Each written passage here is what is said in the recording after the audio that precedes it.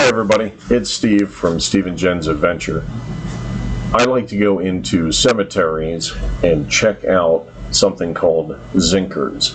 Zinkers are an old zinc grave monument that was in vogue. It was in fashion in the late 1800s, early 1900s. They were made out of zinc. They were not made out of stone, and the zinc properties actually kept the gravestone from actually decaying or molding, mossing, fading, wearing from the weather. And they were made by Monumental Bronze Company and a few others, Everlasting White Bronze Monument Company. They came out of Michigan. There was a few foundries all over the place, but in particular was Detroit Bronze Company out of Detroit, Michigan. And they had all kinds of different symbols that you could have on there, all kinds of different looks. It was kind of a buffet where you could pick and choose what was on there, the kinds of markings. You really could make them very, very unique.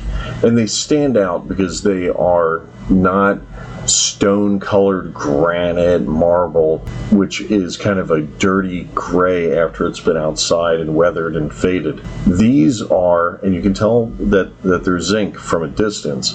The zinc properties do not allow mold, fungus to grow on them. And they are also kind of a weird bluish gray, as you can see in some of the photos. You can tell that the coloration is very, very, very different. The cool thing is that the person's name, their epitaph, anything else, it was either molded into the actual zinc body itself, or it could be bolted on separately. It could be removed, it could be shifted around. Some of them had up to 4 different people whose names could be put onto it. Now, we did find a small one that was for an individual, and I had never ever seen one of these before.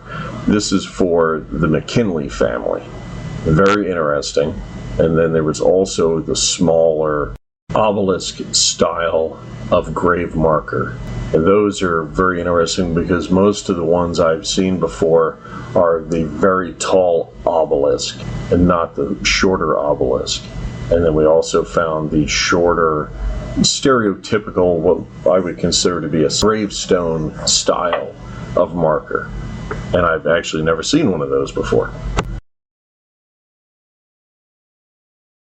I want to talk about damage and things that you could observe. When you're taking a look at this one obelisk here, you'll be able to see the mold and moss and funk that has grown on an unattended obelisk grave marker. On the smaller tomb marker, you'll see where the seam is on the stone, the marker itself, where the two pieces were welded together. And this is where the failing is on these type of markers, is where this was actually assembled at the factory.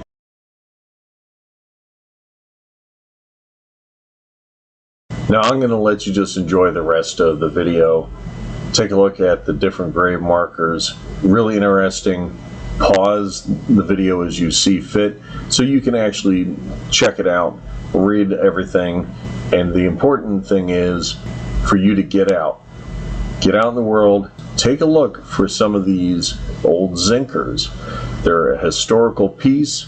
This is from the turn of the century. You're talking war between the states, World War I time, when our foundries morphed, instead of making things, into making weapons of war. This grave is located in West Salem, Wisconsin, and the name of the cemetery is Neshonoc. Get out there and look for these zinkers. It is actually really fun to spend the day trying to find these things.